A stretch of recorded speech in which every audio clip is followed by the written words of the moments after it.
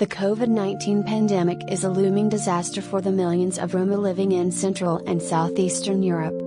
Instead of providing aid, many authorities have resorted to restrictive measures implemented by force, sometimes resorting to the use of police and military. Roma rights groups across Europe are alarmed. The Central Council of German Sinti and Roma recently expressed concern that right-wing extremist and nationalist politicians in Central and Southeast Europe would use the current corona crisis to legitimize and implement their racist government action. Instead of seeking additional ways to protect these particularly vulnerable members of our society as coronavirus spreads, some politicians have actively fueled anti-Gypsyism, said Czech MP František Kopriva, the rapporteur for the Parliamentary Assembly of the Council of Europe on discrimination against Roma and travelers in the area of housing, in late March. Since Facebook, Twitter, Google+, WhatsApp, Tumblr, LinkedIn, Stumble, Dig, Reddit, Newsfeed, permalink/p.d.com/p/3 up catastrophic neglect. An estimated 10 to 12 million Roma live in Europe,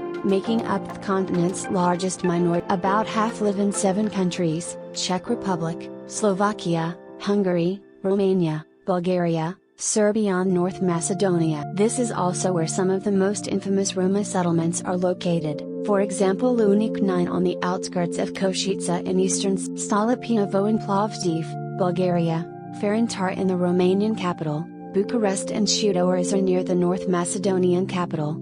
People with pre-existing medical conditions are most at risk of contracting COVID-19, as well as those working in the healthcare sector. Read more. Poland's Roma community battles discrimination in all these settlements. Families live in extremely cramped with 3 or 4 generations often sharing only 1 or 2 rooms. Infrastructure is poor, there is little access to clean, running water and sewage systems are broken or rudimentary. These are ideal conditions for the spread of the contagious coronavirus. But instead of trying to prevent the pandemic from spreading by remedying the substandard condition, the authorities are using repressive measures to clamp down further on. Jelko Jovanovic, director of the Open Society Roma Initiatives office in Berlin, said it would be catastrophic if the Roma population continued to be neglected. The majority society has not yet understood that unemployment among Roma is bad for the whole, and right-wing extremist attacks against Roma are bad for democracy, he told DW.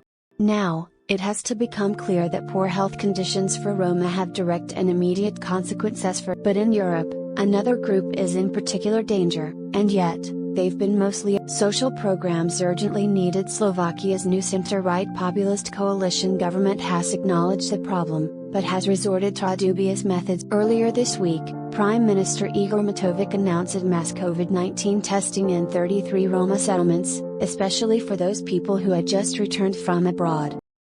The tests were scheduled to begin on Friday, and would be carried out by military doctors accompanied by soldiers.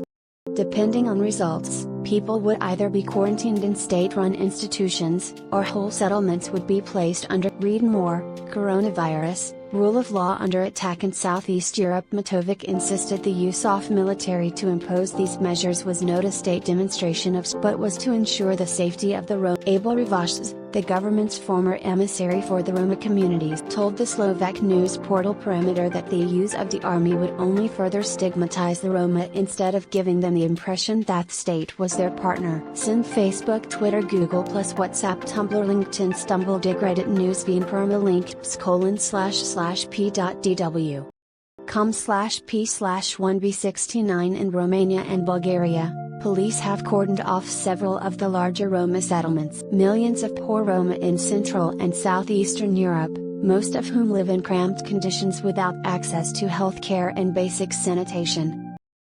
Many inhabitants had come back from abroad in recent days and violated the quarantine regulations. In the Roma community of Tsundere, in southeastern Romania, dozens of masked police are now patrolling. The situation is the same in the Roma district Sofnova, Sagara, Kazanlak and Sliven in Bulgaria. Read more. How the Germans are changing the largest Roma enclave in Europe. Throughout their region the state has provided little help, though there have been some. In some parts of Slovakia local authorities have provided access to clean water with mobile units, while in Cluj, Romania. The city distributed packages containing food and sanitary products to 300 families living on the outskirts near the land. In Hungary, Roma rights activist Aladar Horvath has called for a special social program for the inhabitants of segregated settlements. In a letter to the government and President Jano Sater, he proposed a 9-point crisis management program. In the ghettoized areas, people have no savings, no provisions and no medical care. People are worried that they will soon not be able to feed their children, are facing a humanitarian disaster. He has yet to receive an answer. Many German Sinti fought for Germany not only in the First World War but also in the Wehrmacht from 1939 on. In 1941, the German High Command ordered all gypsies and gypsy half-breeds to be dismissed from active military service for racial political reasons. Alphonse Lambert and his wife Elsa were then deported to Auschwitz. Eva Justin, a nurse and anthropologist, learned the Romani language to gain the trust of Sinti, and, as a specialist in so-called scientific racism, she traveled through Germany to measure people and create a complete registry of gypsies and gypsy half-breeds. The basis for. In the 1930s, Sinti and Roma families were in many places forced into camps on the outskirts of town. Surrounded by barbed wire and patrolled by guards with dogs, like here in Ravensburg in southwest, they were unable to leave. Their pets were killed. They had to work as slave laborers. Many were forcibly. Those who already earn a meager living by collecting junk and plastic or selling food, household products and flowers are currently unable to carry out even these informal work.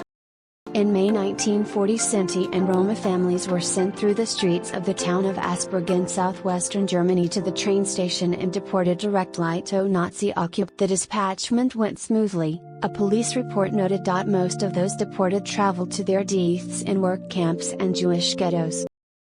Karl Kling appears on this class picture from Karlsruhe in the late 1930s. He was collected from school in spring 1943 and sent to the gypsy camp at Auschwitz-Birkenau, where he became one of the victims of the genocide. Survivors reported that before being deported they had been marginalized in their schools and sometimes weren't even able to take part. I can work, thought 9-year-old Hugo Hallenrainer when he arrived at Auschwitz in a cattle car with his family in 1943. He was greeted by the phrase Arbeit macht frei, work will set you free, above the entrance. It offered hope, Hallenrainer remembered later. He wanted to help his father work, then we could be free again. Only 1 out of every 10 people deported to Auschwitz. Notorious SS Dr. Joseph Mengele worked at Auschwitz. He and his colleagues tortured countless prisoners.